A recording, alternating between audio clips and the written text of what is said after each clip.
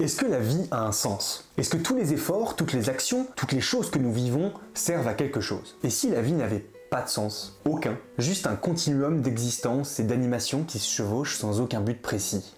Alors, oui, c'est pas très optimiste, effectivement, et pourtant c'est ce que pense l'un des auteurs les plus influents du XXe siècle, ayant même reçu le prix Nobel de littérature en 1957 pour son talent indiscutable. Camus n'est pas à proprement parler un philosophe. Il a écrit plusieurs essais de philosophie, mais qui sont des œuvres aussi importantes que ses écrits de littérature. Ce que pense Albert Camus, ou plutôt ce qu'il constate, c'est que la vie est absurde. Lorsqu'on prend la définition du Larousse, absurde signifie simplement contraire à la raison, au sens commun, qui est aberrant, insensé. C'est exactement ce que veut dire Camus en parlant de la vie. Elle est absurde parce qu'elle n'a aucun sens. Bah oui, on est, puis on vit, et enfin on meurt. Et que reste-t-il de ce qu'on a fait durant notre existence? Rien. Éventuellement on existe toujours à travers nos réalisations. L'art, la création en fait partie. D'accord. Il reste peut-être quelque chose de nous lorsqu'on n'est plus là, mais à quoi ça sert? De toute manière on n'est plus là pour voir le résultat puisqu'on est mort. Et c'est un énorme problème philosophique qui se pose devant nos yeux, puisque d'un côté l'homme est condamné à sans cesse essayer de trouver du sens à sa vie,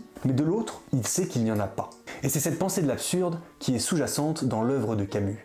Il organise sa philosophie de l'absurde en 3 cycles différents, composés à chaque fois de 3 ouvrages différents. Un essai philosophique, un roman et une pièce de théâtre. Le premier cycle, c'est celui de l'absurde, dont on vient de parler, qui est composé de Caligula, la pièce de théâtre, L'étranger, son roman le plus célèbre, et le mythe de Sisyphe, sur lesquels nous allons porter notre attention ici. Camus est connu pour être toujours un peu provocateur dans les premières phrases de ses livres, et le mythe de Sisyphe ne déroge pas à la règle, puisqu'il commence par cette phrase « Il n'y a qu'un problème philosophique vraiment sérieux, c'est le suicide ». Fin de citation. Ah oui, là on rigole plus, hein. Laissez-moi vous parler du mythe pour ensuite vous expliquer la portée de cette phrase ô combien agitatrice. Sisyphe, c'est un personnage de la mythologie grecque qui a tenté à 2 reprises de tromper la mort en trahissant Hadès, et donc en continuant à vivre alors qu'il devait mourir. Pour cet affront abominable, Zeus condamne Sisyphe à un châtiment épouvantable, celui de n'avoir comme occupation pendant l'éternité que de pousser une lourde et imposante pierre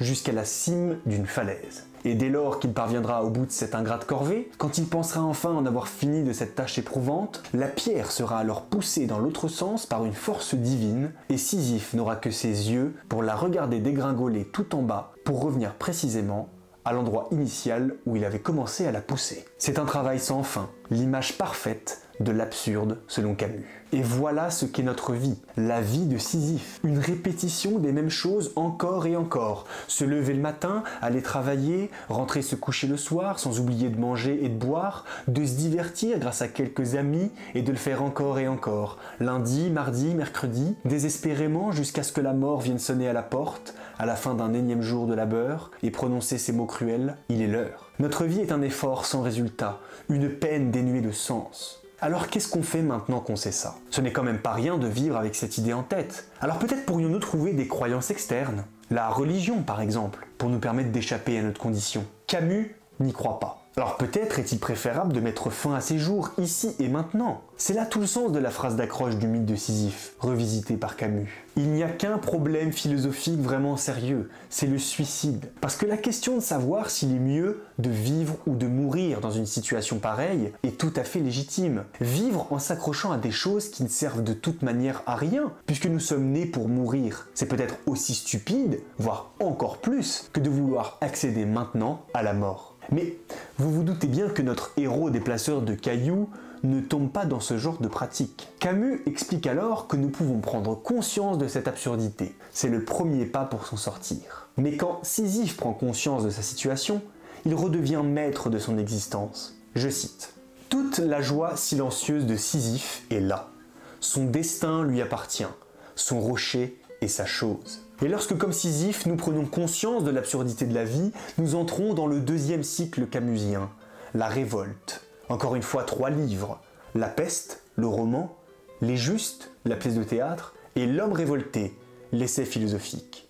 Ce dernier répond au mythe de Sisyphe, donne une solution pour s'échapper de sa nature absurde, non pas en abandonnant la vie, mais au contraire en la vivant pleinement. Ma vie n'a pas de sens, mais je persiste à en trouver un. Je refuse de céder à l'amertume, à l'affliction, à la souffrance de cette prise de conscience de l'absurde. Je réaffirme par ma révolte la valeur de la vie. Je continue de lutter tout en n'oubliant jamais que ce n'est pas parce que la vie est absurde que je dois oublier la fraternité, le respect de mes congénères et leur dignité. Même si la révolte est avant tout un sentiment personnel, il est après coup un sentiment collectif de satisfaction de la vie. Après m'être révolté, je donne un sens à cette vie, loin de la mélancolie et du pessimisme. C'est grâce à elle que j'affirme ma dignité et par la même occasion ma liberté. La révolte, c'est la réponse logique à l'absurde selon Camus. Son troisième cycle, celui de l'amour, est malheureusement resté inachevé par sa mort brutale dans un accident de voiture en 1960. Il laisse un dernier roman autobiographique incomplet, Le Premier Homme.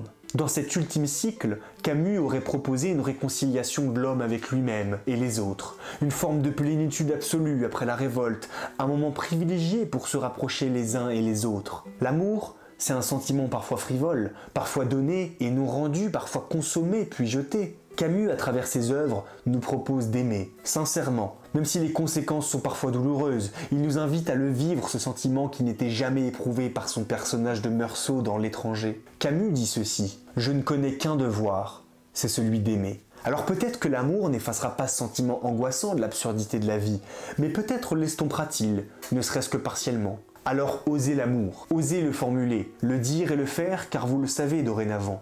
Nous mourrons demain, mais cela nous est maintenant indifférent.